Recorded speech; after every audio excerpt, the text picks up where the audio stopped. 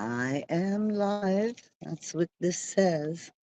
How live am I? That probably remains to be seen.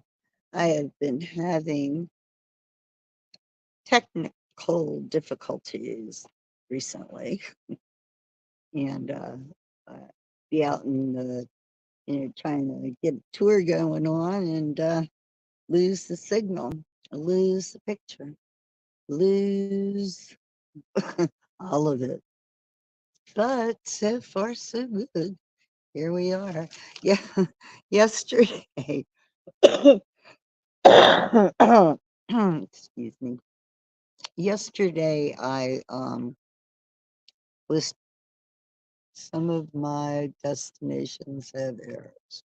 Why is that? So yesterday, I did a tour in the park over by the Chesapeake Bay, and I went on early so I could make sure that everything was functioning properly. And everything was good. And then as soon as I went to switch the camera around, a couple of seconds after going live, I lost the signal. Now, that was crazy because I just had the signal. I'd just been on there, killing time till it was time to start the tour. And I didn't move. I didn't go anywhere. I was in the same exact spot. So I don't know what the criteria for all that is, but it's great when it works and not when it doesn't. I don't know what else to say. So here we are working, and I think I'm not going to turn the camera around right and see if that makes a difference. So, plus I have, things I want to show you. So, yeah. So we have 3 minutes, 3 minutes till showtime, till we can begin. Um, today, today started out sunny, beautiful. Um, then clouds started rolling in. Um, I thought, I mean, they did say that we were going to have some wet weather tonight and some wind issues like late this afternoon. So we'll see. It's not windy here now. It's a little breezy, but it's not a bad thing. Hopefully, I'm not going to get too cold. It's not as warm as I thought it was. I'm sure that doesn't surprise anyone. Oh my goodness. I can't wait until we get just a few more weeks down the road into full blown everyday spring weather. I am ready to get out and about a bit more. So yeah, if the weather would just cooperate, that would be awesome. Well, it must be noon. Church bells are ringing. Ellicott City, um, the schools rival their churches as to the numbers. The founding fathers of this community really valued education for both men and women. So there are a lot of schools started here, boarding schools and Quaker school and all. And then there's just got a church on every corner, so that's kind of interesting as well. So, all right, well, here's the deal. So, welcome, welcome, welcome. My name is Sharon Schultz, and I'm known as the Bay Lady because I love the Chesapeake Bay. I live in Maryland, just outside of Baltimore, and Maryland is pretty much dominated by the Chesapeake Bay. It physically um, cuts our state in half, pretty much. So you have the eastern shore and the western shore. So, but it makes for a lot of water related things. Maryland is a seafood capital, a sailing capital. I mean, so it all has to do with the bay, and there are just so many things to see and do. That's why I'm the Bay Lady, because I'll take you to see and do them. Anyway, so if you want to know more about my tours or don't want to miss anything, you might want to friend me on Facebook, Bay Lady. I've got a page there. That's probably where I do most of my posting. Um, Also, I'm on YouTube, Sharon Schultz, the Bay Lady. You can find me there. And you can find me on Together Virtually, the new platform that was created and designed by former Hago virtual tour guides. So, very neat platform. You should check it out. I think you'll be surprised at all the people you'll see on there that you've been missing, so they all came together. Me too. So anyway, I have some, hopefully when the weather gets better, some great tours coming up. So, I'll need your support. So if you see your way clear, on my social media links, there's one that goes to Buy Me a Coffee. And that's a place where you can make donations or tips, whatever you want to call them. Our my tours are tip based, so that's you know, the only thing that we get for expenses is from your generosity. So, enough said. Today we are in beautiful Ellicott City. Now, Ellicott City, when I'm here, I'm normally doing the Haunted Ellicott City tour. This place is like riddled with ghost stories. It's about every other building, seems like sometimes. But yeah, so it's been called the most haunted place in Maryland. And I'm a believer. I can believe it is. And so there's been, a lot of focus, a lot of attention on that aspect of Ellicott City. It's got a main street that's, full of really neat, unique, one of a kind shops. But they need to have people shopping in them in order to, stay there. So I think the work that the Howard County Tourist Department, Council, whatever it's called, has done an awesome job in bringing old historic Ellicott City to life. So that's a done deal. You can go on a ghost tour here. They have them year round. I do virtual ghost tours here year round. I've got several. None are the same, and of course they're all different anyway. It depends on what happens and where the conversation goes, right? Well, in my travels here in Ellicott City, there is a little lunch shop that I like that's on the other side of the Patapsco. It's by the trolley stop where the trolleys used to, pick up and drop off passengers going from Baltimore to Frederick.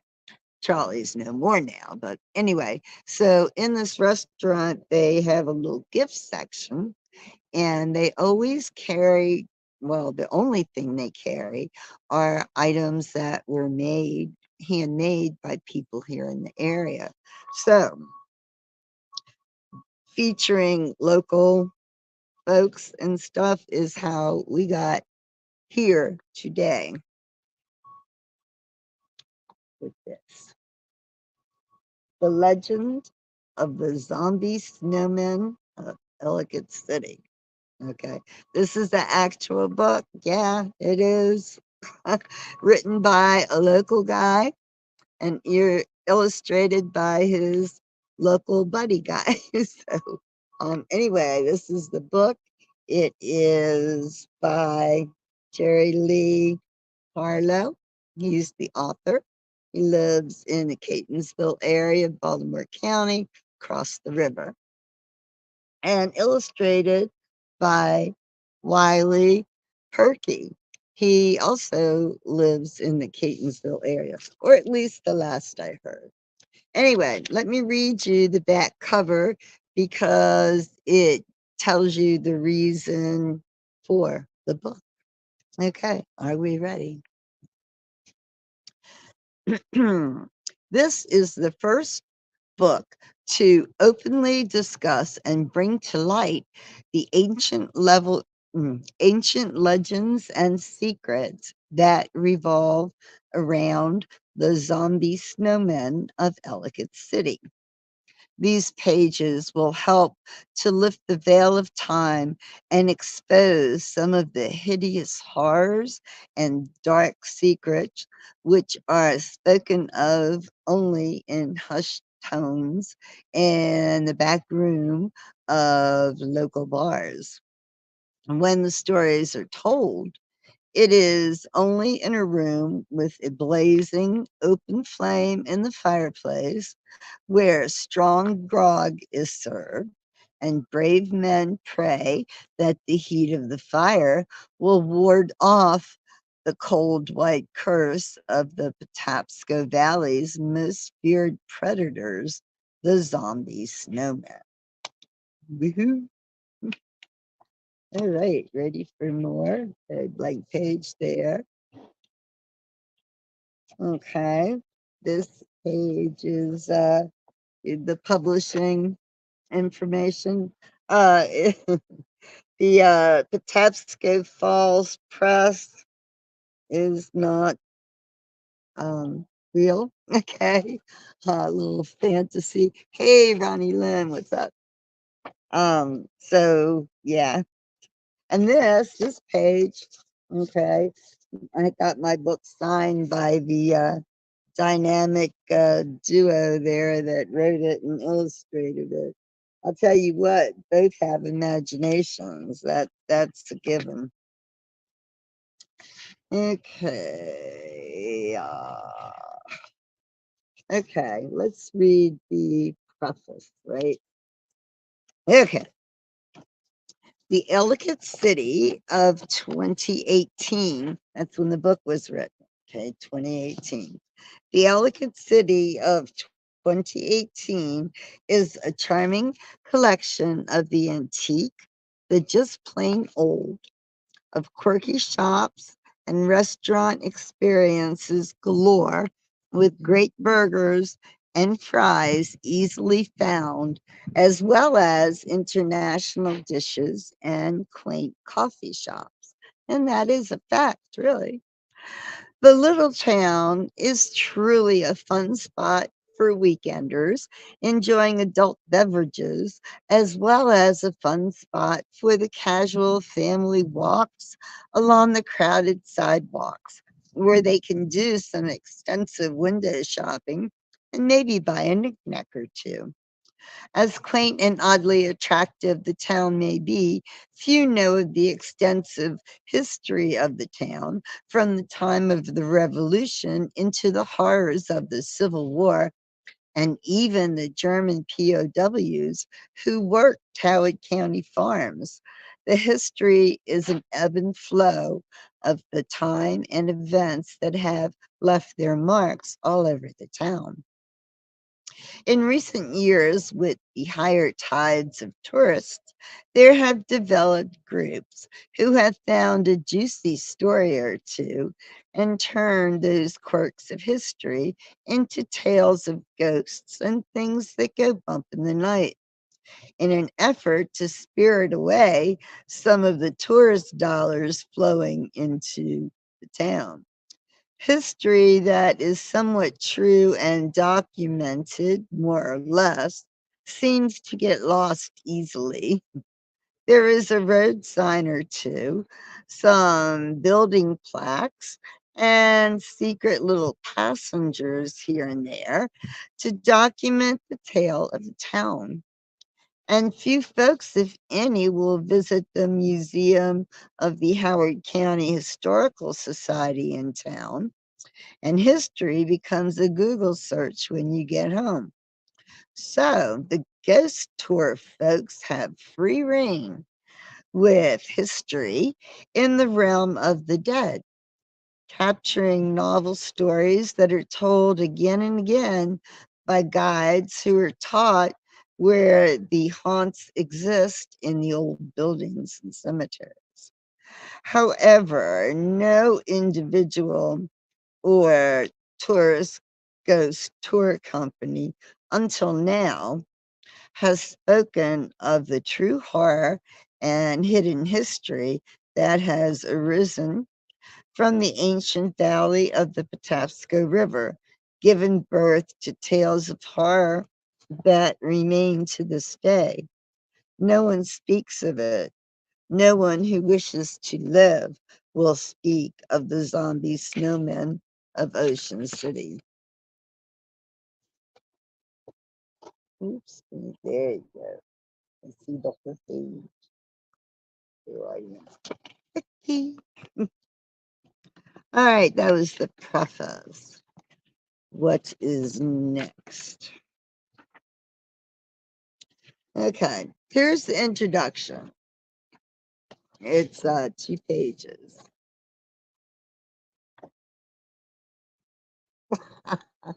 Hey, ladies, having fun, are we?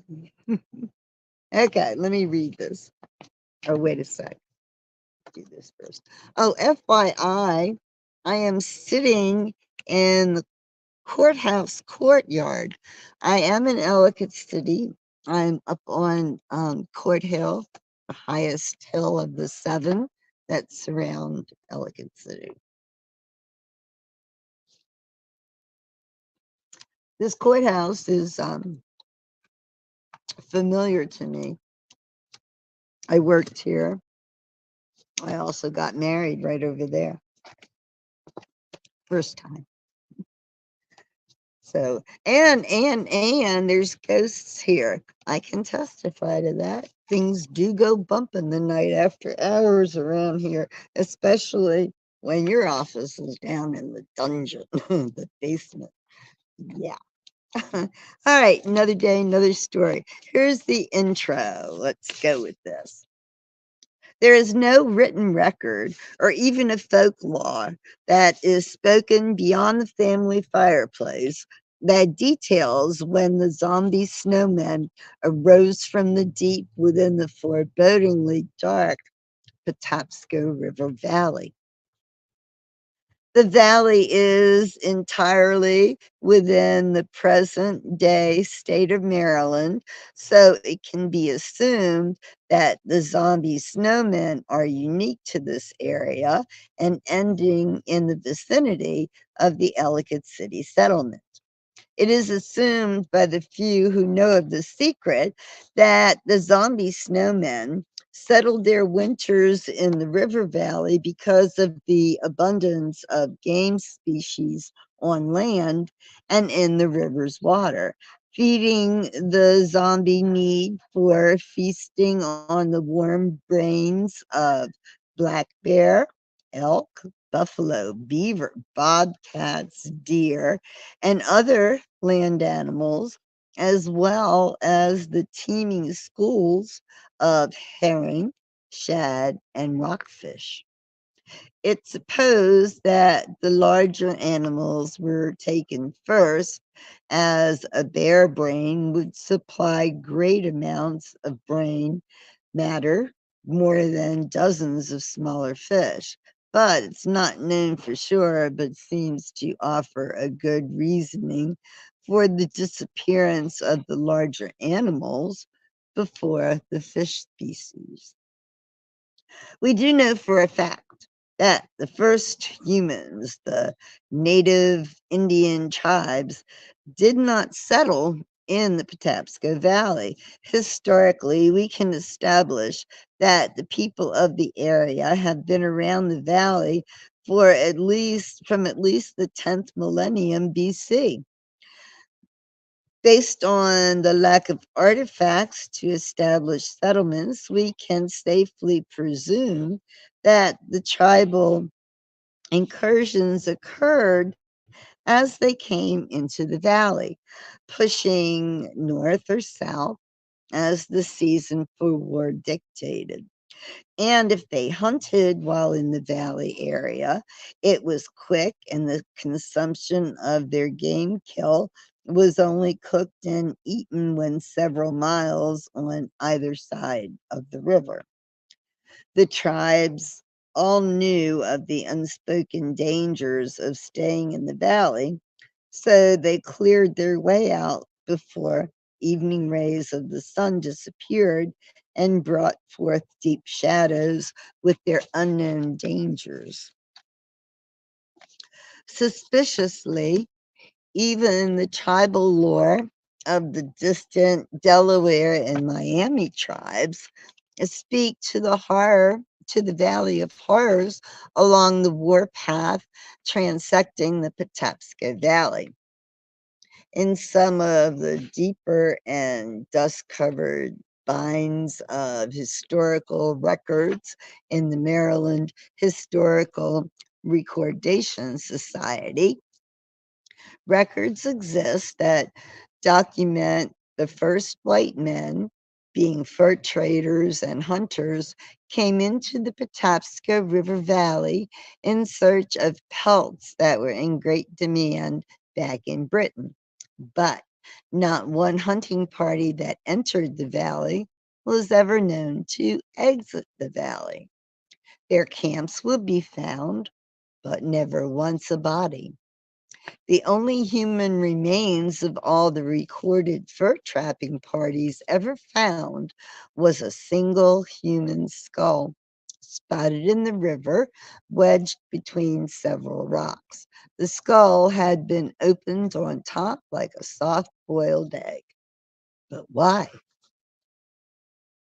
It There was a 19th century professor who determined that there was an unknown secretive tribe of people who lived in the valley. He and his scouting party entered the valley near Ellicott Mills, never to be found again.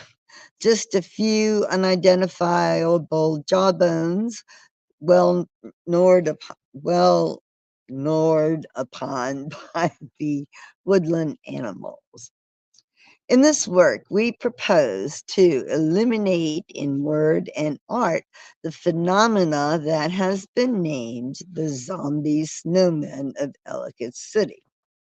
This work is based on the reading of historical texts, some old letters that were found in the local historical societies in Howard and Baltimore counties, and several newly discovered inscriptions in the boulders found deep within the valley. For now, the discoveries are being tightly held while postgraduate student anthropologists are being directed to the sites. The leaders are using the latest in drone technology to guide the grad students into and hopefully out of the darker areas of the Patapsco River Valley.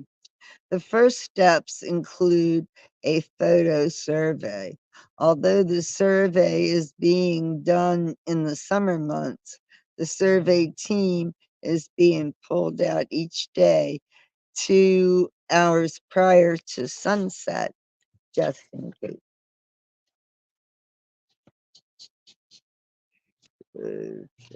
Okay. Okay. reported sightings in 1863. So, oh, there's the photo. Hopefully see. And then, of course, there's the story. Um, Ellicott City was very active during the Civil War. Historically, truthfully, nothing to do with ghostly. But yeah, hey, there is Sarah. Hello. Um, so, uh, um, well, this area in particular had to do well. Courthouse here was very involved with the Underground Railroad. There were uh, sympathizers for both sides living here in Maryland.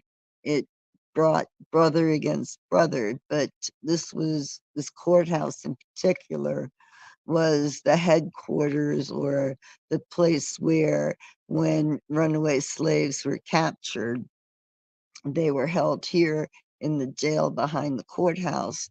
Well, of course, they were taken in the courthouse to determine, their fate. Most times it was to the jail to wait for their owners to come and, take them. Some never came, so many people died in those jails, not just enslaved people. Also, if like somebody was caught helping them, they would end up in that nasty jail also. So, all right, during the Civil War, many out of state soldiers of the Union Army were stationed at the camps and fort at the mouth of the Patapsco River Valley at Elkridge and Relay. This is true. Ooh, oh, picking up. As a precaution against partisan rebel sympathizers, several outposts were sited along the river, starting at the railroad viaduct at Relay and spaced upriver to Ellicott Mills. Now, there is an actual viaduct too at Relay, which is up the river a bit. As the story is told, one Massachusetts trooper was found by his relief on an especially cold and deep snowy morning in a state of shock as the low gray clouds hung over the valley, driving freezing rain up and down the riverbanks. The crazed trooper was moved to a general military hospital in Baltimore. In the almost warm hospital, the soldier died a convulsive, ugly death a week later, never uttering a word, never eating, drinking, or relieving his toilet issues. The terrorized soldier, in his never ending fevers, left a detailed pencil sketch at his bedside as his life ended. The drawing appeared to be snowmen roasting brains over a fire on the end of sticks. The drawing was considered the rants of a crazed dying man and was quickly dismissed. There is that picture. Can you see it? Ah, I can't see it very well. There's too much reflection on my screen here. Sun's not out, but it's bright out. Okay.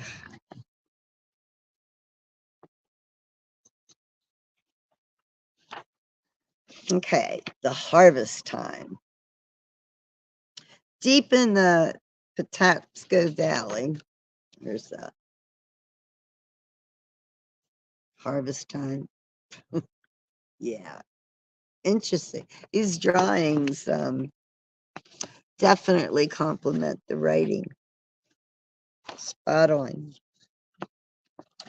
All right, deep in the Patapsco Valley, in the shuttered and double locked houses, and upon the valley's rim in the darkened stone houses of Ellicott Mills, the people know, as if by instinct, that it's harvest time. It's best that man nor beast be out under the strange illuminations of the sky, but rather deep in head covering sleep, prayer said, and crucifixes securely nailed to doors and bedsteads locked and double locked. Screams of the night echo along the valley's granite walls in human sounds founded by deadly silence. The work is done. But in the daylight of the following morn, shutters stay closed, dogs are kept in, and children are not free to play, and no one will see or speak of the human and animal bodies that the winter waters flush down the river. Skulls open like a tin can of tomatoes. This time was also used for other reasons by several mayors of the fine little mill town. The mayors were thought to be friends to the numerous railroad tramps who would camp under the turnpike bridge crossing the river. The first mayor, Mayor Bill, provided army blankets for the transient men as well as tins of canned meat for their comfort. This activity by the mayors always coincided with time. When morning broke and the first freight train moved slowly through town, the tramps scrambled like rats to obtain an open box car and to forever leave the valley. The stories they told in Ohio and further west were received with wild laughter. How can snowmen drag grown men awake and feast on their brains fully exposed in open skulls? How indeed? Okay, we need a little drink here.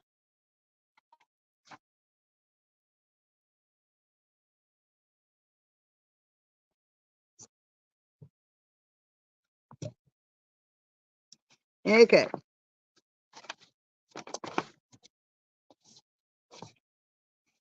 this is called Tragedy at the Patapsco Female Institute.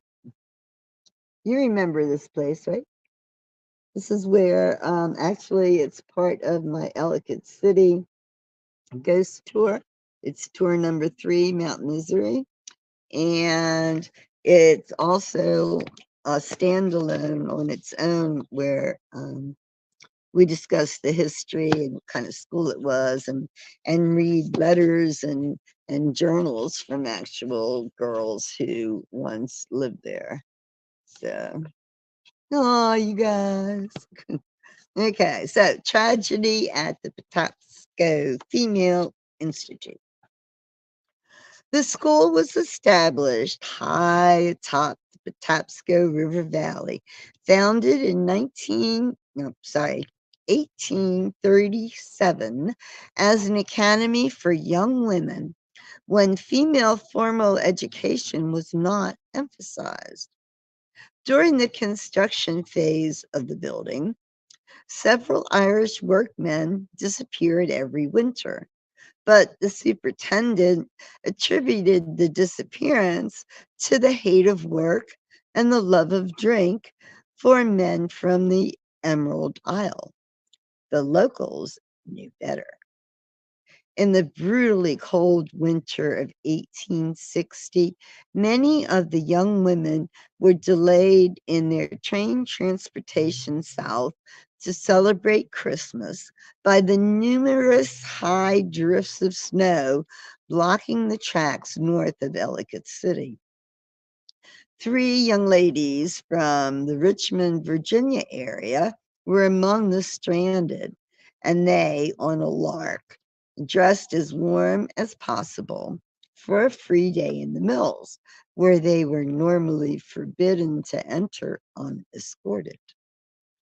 Returning to the school after dusk, the ladies were greeted by a stunning sight of multiple snowmen all around the school and even on the inside, as the cold had claimed the interior with all the doors and windows open or ajar.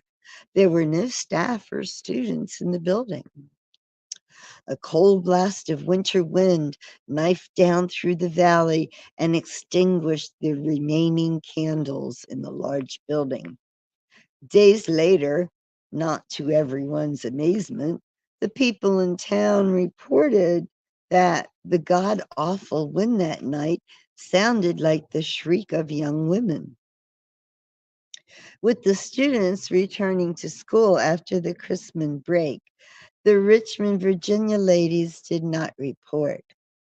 The headmistress telephoned the families in Richmond, but never a word was returned. She attributed the lack of response due to the problems associated with the threatened secession of the South and left it at that point. War came in the spring of 1861, and it was in that very month of April that torn and bloody female winter clothing was discovered along the riverbank.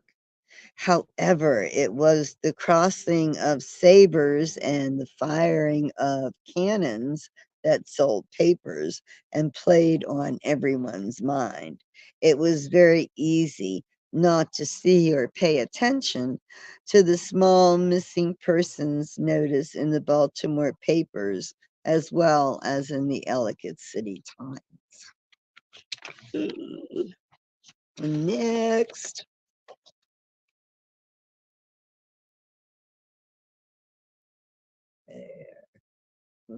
This one is called Panic in the Ice House. Zombie snow. You had a dream of zombie snowman. Well, just wrap yourself all nice and warm, and maybe if you get cold, though, I bet you dream of zombie snowman. Okay, Panic in the Ice House. Back in the early 1920s, one particular winter was abnormally warm, and the panicked snow creatures were melting at an alarming rate, even in the month of January and into February. At that time, the old Patapsco Hotel had fallen on hard times and had been abandoned with the modern age as an old relic, a flea bag.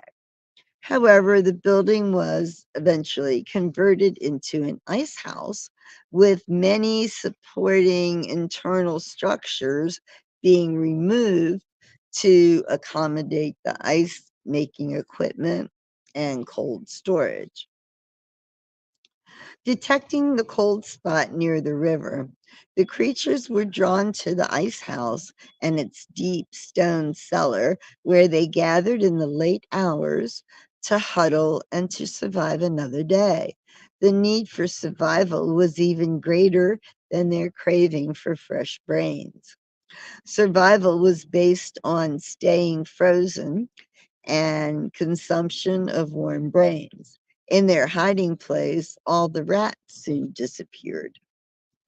It was mid Sunday of February. It was the mid Sunday of February, and the spring thaw was near. While chasing a rat, the smallest creature spied through a hole in the foundation of a deep snow upon the ground. The rush was on in the pre-dawn as the snowmen slid down the turnpike, uncovered under the covered bridge, and out onto the frozen riverbanks and the ice-covered river. The rush to safety was so panicked that none of the creatures stopped to think about the fresh brains available in the farmer and his two horses as they crossed the bridge into town. As for the ice house, they never returned, and the old hotel was scheduled for demolition. As a survey was being conducted before tearing down the building, the young assistant noticed a pile of twisted twigs, rotten carrots, and a pile of dead rats with their skulls all opened and cleaned out. Not knowing what to make of this pile, the young man left the gravesite, never knowing what it really was. Okay, did he now? Up here we go. This is about the newspaper, the Ellicott Mills Gazette. There's get two pictures with this one. Here's illustration number one and number two.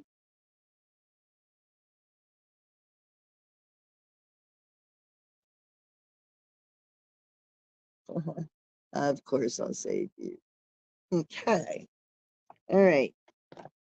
In the late 1800s, the date now lost to memory and record, a young man from New England, above Rhode Island somewhere, came to Ellicott Mills to start his career as a newspaper man with the Ellicott Mills Gazette, a weekly local rag of trite stories and plentiful farm advertisements.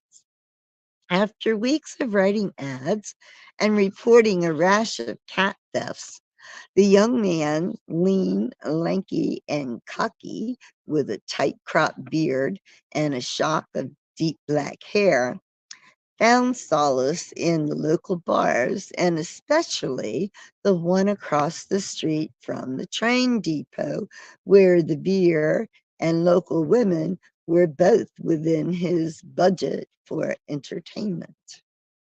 It was there in that beer joint that the reporter learned tales of the Dark River Valley and how the town folk attributed the mysteries to strange doings by snowmen. Having a good laugh about the local lore, the young man, Brooke Van Heusen, took it upon himself to fabricate stories about the snowmen and to invent tales about them and their favorite snowman pub, the Coal and Carrot, poking as much fun as he could at the locals and their closely held legends. Van Heusen even took to cartooning the tales and developed quite a following in the big city papers. But on the last night in town before his departure for a new position at a Cleveland newspaper, the cocky reporter took a mid January dare to walk the riverbank after midnight. His reward was to be a big kiss promised by the well endowed, raven hair mill worker who had made the challenge and the promise. Self assured and emboldened by drink, Brooke Van Heusen took the dare and struck out on the walk. It was not far before a muffled cry came down the valley, which the mill worker heard from her Oella bedroom. Brooke never appeared for that editorial position in Cleveland. Never did. Let's see. Mm-mm-mm. I love this railroad car picture with the snowman. Unless I associate it, with zombie snowman. It's like, what is this picture of? Oh, the snowman in a train car. Looks harmless enough, but not in this book. And like it says, right, hidden in plain sight. Yeah. Okay, German POW.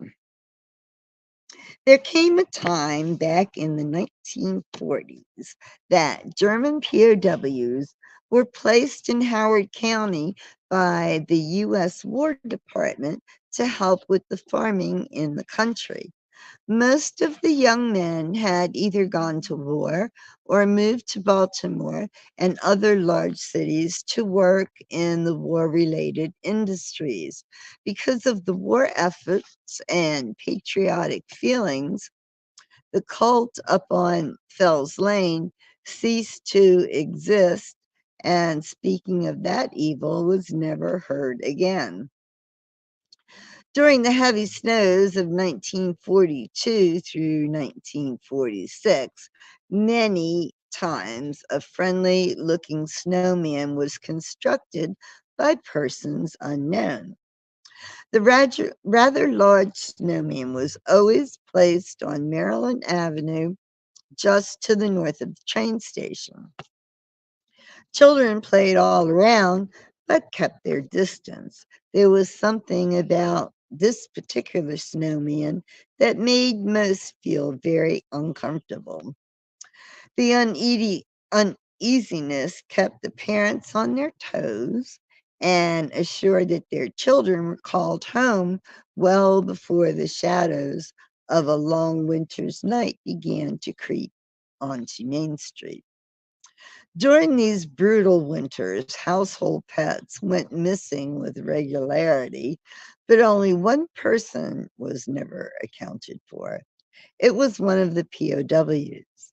The story goes that a Nazi officer escaped from a nearby farm and was reported to have made his way along New Cut Road and passed in front of the Catholic Church as he headed to the train station to hide in a boxcar and go into Baltimore.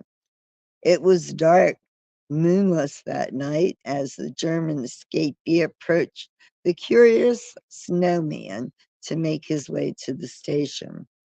No one recalled a muffled scream, and the blood-stained snow was no curiosity to any of the children the next day.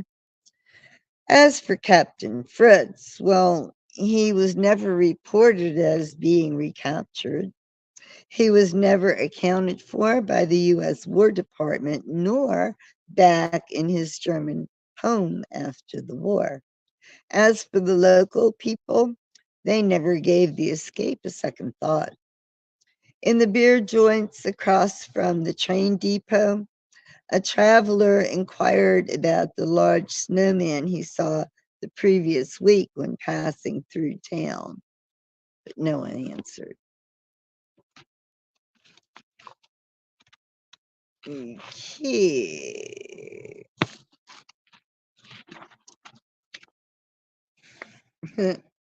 There's a couple of Civil War zombie snowmen, right?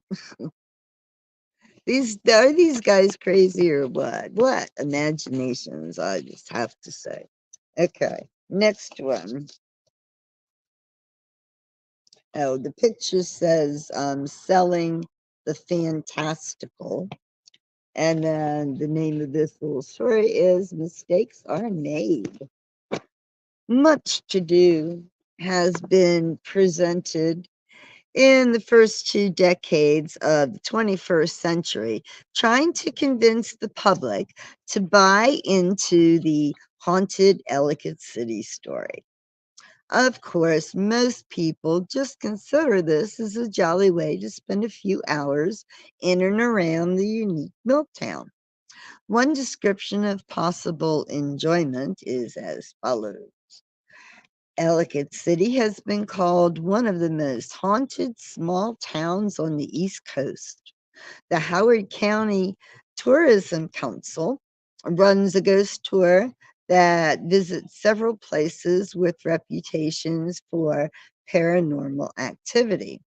Among these are the mansions Lilliburn, Hayden House, and Mount Ida, the B&O Railroad Bridge that crosses over Main Street in the center of town, the old Ellicott City Firehouse, and the Patapsco Female Institute.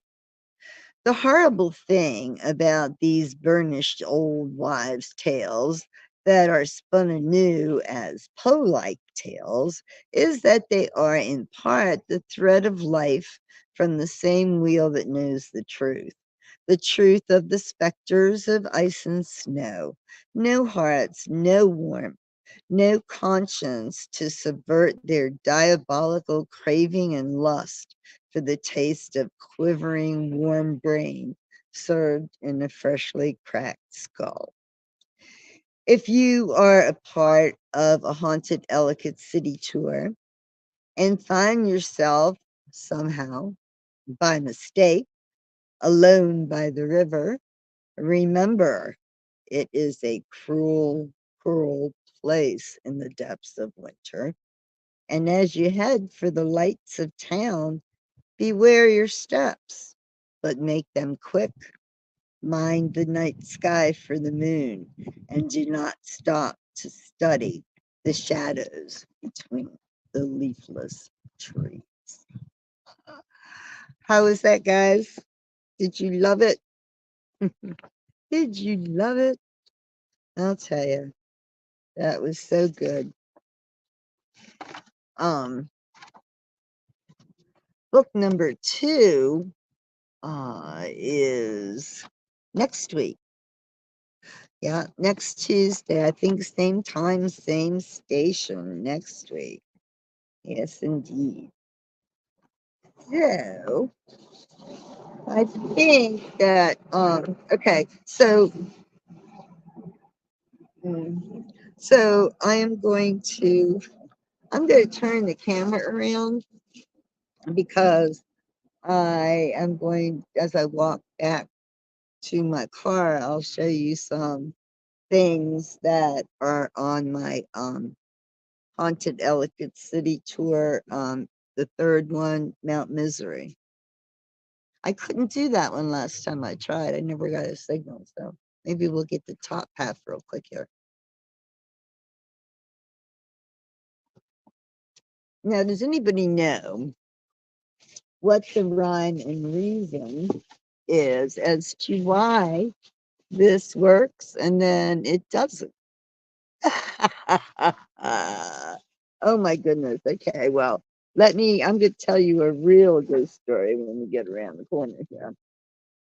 Let me, uh, let me turn this around while I'm still sitting here stable. So then you can see what I've been looking at the whole time. You've been having to see me read. Okay. There's my view, or there was my view. Down the hill, round the hill. Okay. Let's see how long this stays on as I start to walk. I don't trust this stuff. Yeah. I hope you don't lose me. You know, this is really getting old. I have a reputation to maintain. How am I going to be a good guide if I can't ever guide? This is the old courthouse. Actually, this left wall is an addition to the old courthouse. This part right here is the old courthouse. And down in the dungeon is where this girl used to work. And I'll tell you what, at night, you know, we would, if they would offer overtime, like, because we were processing cases and such, and we would stay past hours. We'd be the only ones down there in the cellar and the basement level. And I'll tell you what, there were noises and there were things, but you know what? We just kept working. Don't ask. I don't know why. Just brave like that. And then, of course, there is the school, the Patapsco Female Institute, that's haunted, and I knew that years ago that it was haunted. I saw the poor girl that is still waiting for her parents to come and get her and bring her home. She hated it there, but yeah, I saw it for a brief second. And anyway, here's the front of the courthouse. And over here's where I got married to my first husband, right there. I was working here, and the chief judge, was the one that married us. It was really cool. And here's the deal about the Underground Railroad.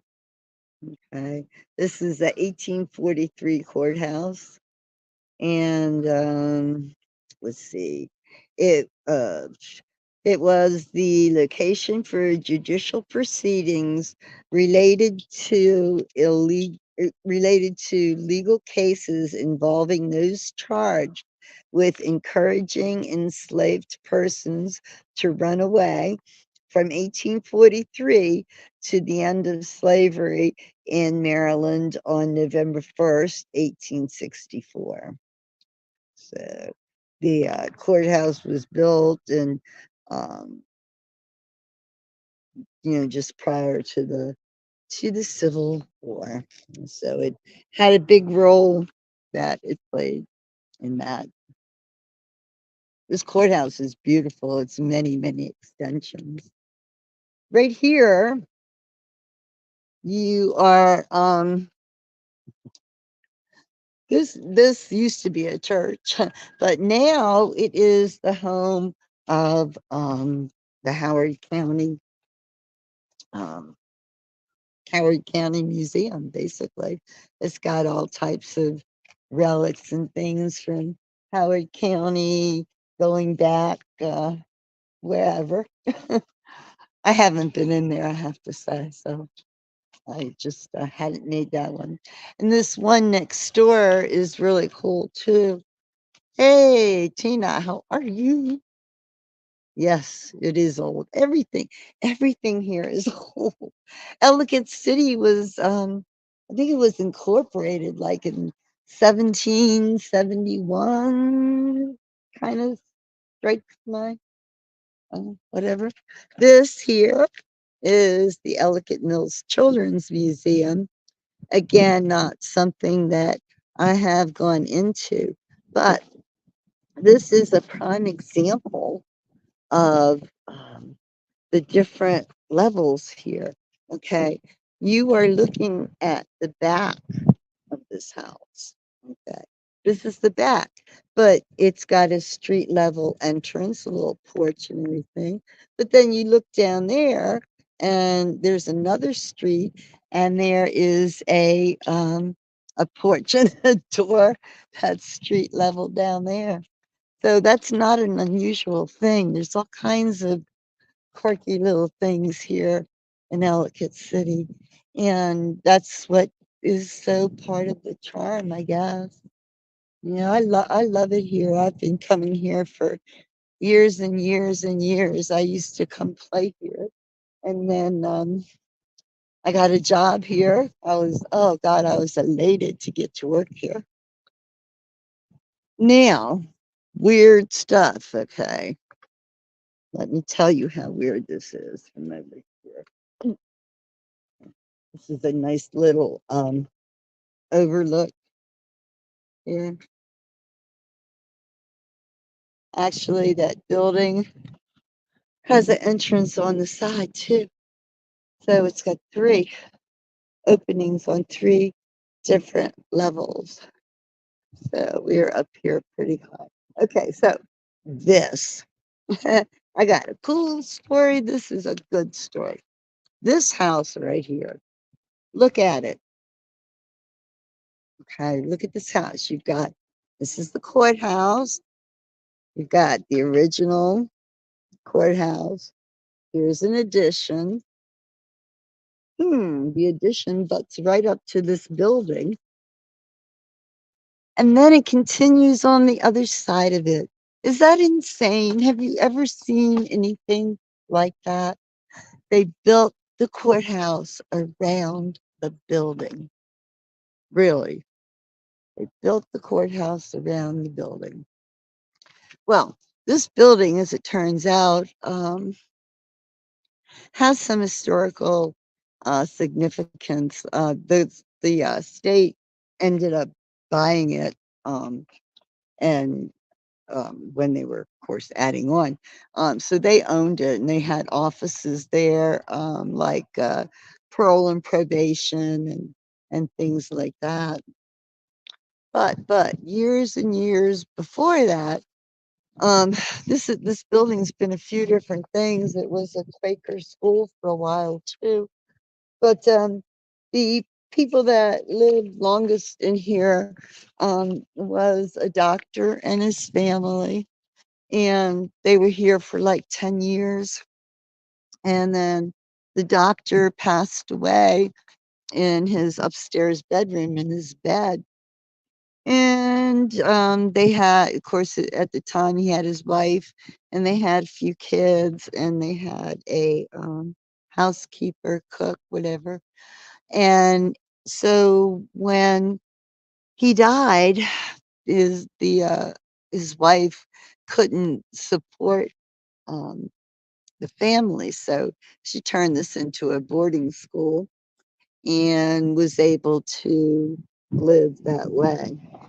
Well, when they started using this building in like the 1970s and 80s, when they started using this as government offices, they were getting complaints about crazy noises and things of that nature. You know, as I'm sure most of these houses around here kind of creak with age. But anyway, this is it they had somebody come in and say that they had a local paranormal company, whatever you want to call it. They came in and assessed it, and apparently the old doctor's still up there sleeping. He never left. But I don't know about that from personal experience, but I do know about the cooking ghost. Okay. The housekeeper. There have been reports of people um, looking right through that window that it had. Okay. And seeing the kitchen and a woman preparing food in old fashioned dress, and they're thinking that it's the housekeeper, and she's still cooking up a storm for the family and all the little students there. And the other part of it is that people walking by have reported smelling food, and I can testify to that for sure. I've done that. Didn't realize first couple times, but yeah, yeah, I've smelled it. I'm wishing to smell it now because I'm hungry. But yeah, check her out. Look at this. Oh, it's a tree nut. I thought it was like a portobello mushroom. What is it really? Oh, it's a tree. It's a bush stump. Oh, we're getting flowers. Look, look, look, look, look, look. Spring's coming. Spring's coming. There it is. What are you saying there? If you're going to live or work. Oh, yeah, exactly. And I love ghosts, I love ghosts. And yeah, I have seen two here. Um, well, not really seen. Like I said, I've smelled the cooking ghost. I've caught the whiff, like, coming out of the courthouse or whatever during lunch hour, run down, to Main Street, grab your lunch, what have you. And then sometimes we would take our lunch and eat it up on the stone steps of the old school. And that's where I saw Sarah. I was sitting there with my friend, and they were just eating and talking. And out of the corner of my eye, man, I saw some movement, and I saw this white blur, and it was gone as soon as it was there. It was like a nanosecond. But yeah, That's my claim to fame. Yes, indeed. One more thing I need to show you, and that's dead ahead. This is the jail. This is where, oh my goodness, they they they hung people right here and behind this building. They hung people up until 1900. 1900, they were still hanging people here. Honest to God, it's awful, awful, awful. Um, the people, the prisoners that were condemned to die, um, they put them the night before, or I don't know how long before, but they kept them in a dark room, a room that was totally black, couldn't see nothing. I guess to keep them calm. I don't know. They would put them in there, and that was considered, you know, somewhat cruel. Like, do you think? And then, oh, and then there's a story down on Main Street. There was a guy with a tobacco shop named Daniel, and he had a guy that worked with him as a clerk in the shop, and the guy was a free um, a freed slave. And so, as the story goes, as the story goes, they were drinking after they closed the shop. It was a tobacco store, and somehow they got into a fight, and the owner of the store supposedly pushed the clerk, and so then the clerk grabbed a knife to defend himself and stabbed the guy 25 times. So nobody bought the defense thing. So anyway, the guy was brought here and held, and he was, scheduled to go to trial and this, that, and the other thing. And one night, a group of little Howard County, Ellicott City citizens came on down here to the jail, broke in, and grabbed the guy and hung him out back from a dogwood tree, I think they said. So supposedly his spirit is around here, there, and everywhere. I'm going to take you around the back of the building. That's where the hangings were. Trying to get you over the fence here.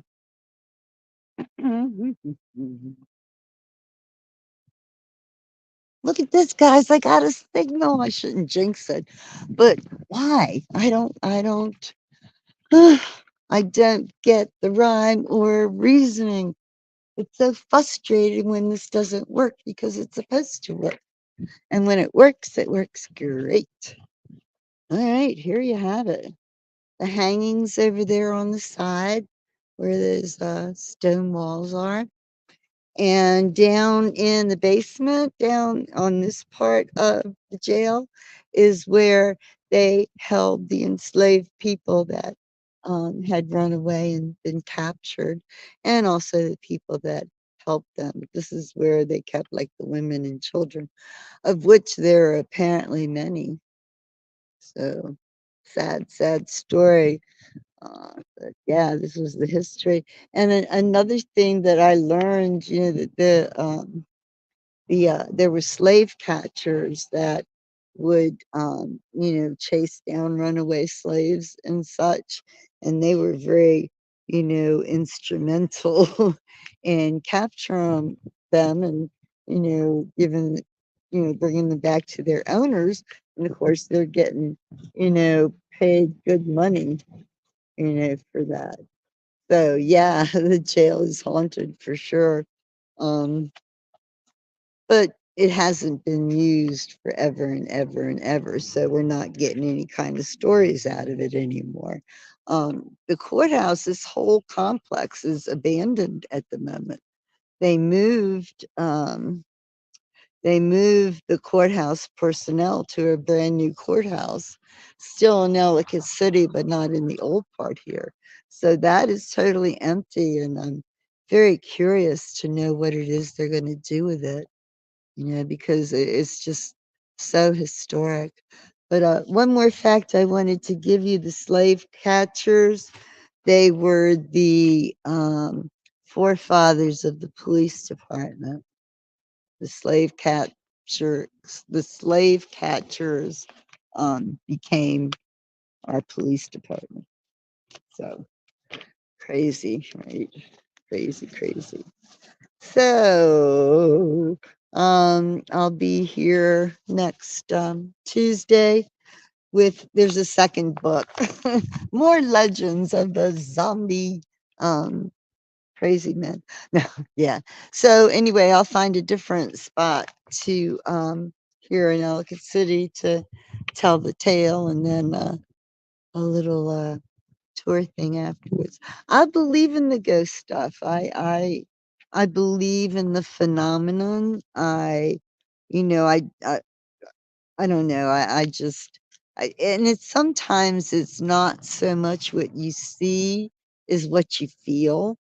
You know, a lot of the sightings of ghosts are preceded by, like, you know, a icy chill, or somebody put their cold hand on my shoulder, you know, kind of like that. Um, so it's not just seeing it. It involves more of your senses than that.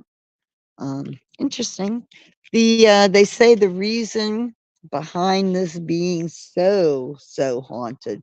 Notice the granite. Look, this uh, house, this jail here, stone.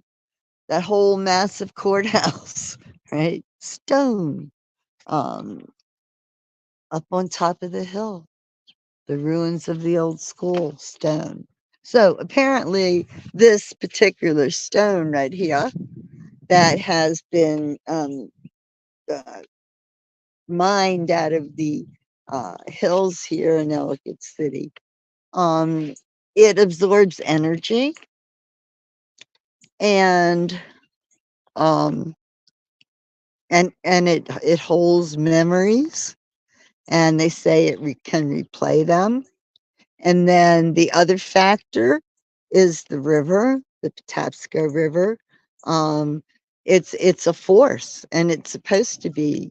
The river is why Ellicott City is here. They wanted a mill town, and they needed the river as a source of power. And it's pretty powerful. I mean, I can hear it now, and it's way down below there, but it's fierce. Anyway, so, well, here's where I say goodbye. I got my lunch in the bag here, and I'm going to sit and eat it. Um, and then head home, I do suppose. So, guys, thank you for joining me. Hang on, what is say? Let's see. I've never seen a ghost. Felt a chill. Yeah, definitely. Well, you know, my first, I guess, well, no, it wasn't my first experience either. When my father passed away, um, it was it was at Thanksgiving, and he died the day before, and then we had Thanksgiving, and um, then I think we did the funeral that weekend, but there was some downtime, and during that downtime, I mean, I was just kind of numb and shocked. You know, lost my dad, and I was in my kids' room, and I was making their beds, and I felt my dad pass. I just felt him. I felt him go right through me, like, and say, "It's okay. I'm good," you know, and you know that helped so much. I'll tell you. Oh, that was amazing. You know, sometimes I question if it happened or not. Who knows? You know, it's all in what you perceive. So, all right, let me see. Look at this. This worked, right, the whole time. Oh my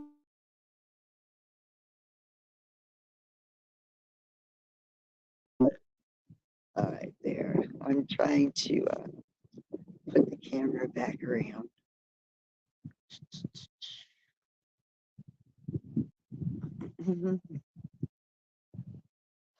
Should have done it. Yep, there I am. Hello, hello. Well, look at this. Okay, well, oh, okay. Hold on. I'll tell you another ghost story real quick. Hang on. Right here, oh, this mansion behind me. Can I do it? I just switched the camera around. Dummy me.